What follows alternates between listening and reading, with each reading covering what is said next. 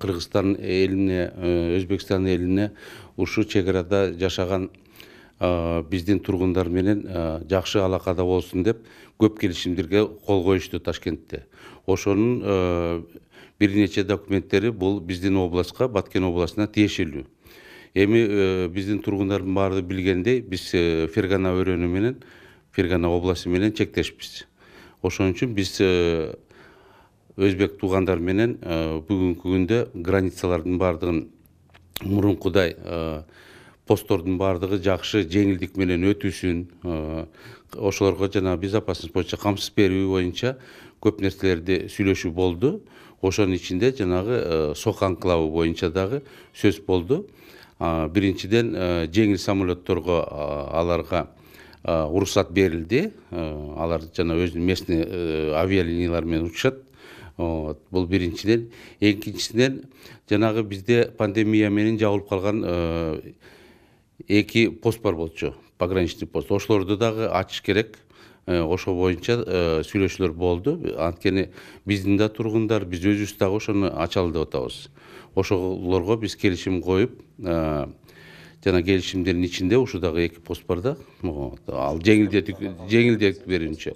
Анан кээ бир биздин тургундар коридор берди, ошондой деп туруп ызы чуу чыгарганга аракет кылышты, бирок алардын баардыгы бул туура эмес сөздөр. Анткени эч кандай коридор берилген эмес. Мурунку эле пограничный постторду жандандыруу боюнча, жеңилдик берүү боюнча эле. Анан жанагы пограничный контроль деп коет, паспортный контроль. Ошонун баардыгына жеңилдик берилет. Анткени биздин кол коюлган маселелердин ичинде экономикалык жактан көп документтер болду. Анткени биз совместный предприятияларды ачалы деп атабыз Баткен областында. Бияка инвестициялар келет, көп орундар болот. Анан биздин товарлардын көбүн ошол жака реализация болот. Бул эмне себептен ошондой болуп атат? Анткени биз Баткен областында азыр контрабанда маселелерин жана аткезчилик маселелеринин баарын буйбуз 100%. Ошон үчүн биз азыр легальный бизнес болсун деп атабыз. Ошонун баарын налог төлөп, ошонун баардыгы местный бюджетке акча түшсүн деп атабыз. Анан ошондой эле туризм боюнча биздин жерге көп Фергана өрөөнүнөн көп тургундар бияка келип Шакимардан да эс алабыз дешип атат. Ошолордун баардыгын курортный сезон болот. Ошого биз даярдык көрүп атабыз. Анткени биздин да тургундар ошондо көп пайда көрүп алсын деп атабыз.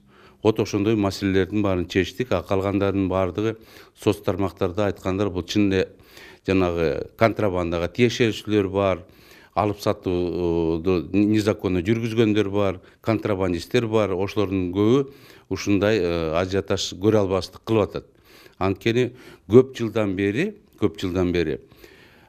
биздин Өзбекстан менен отношения суук болчу.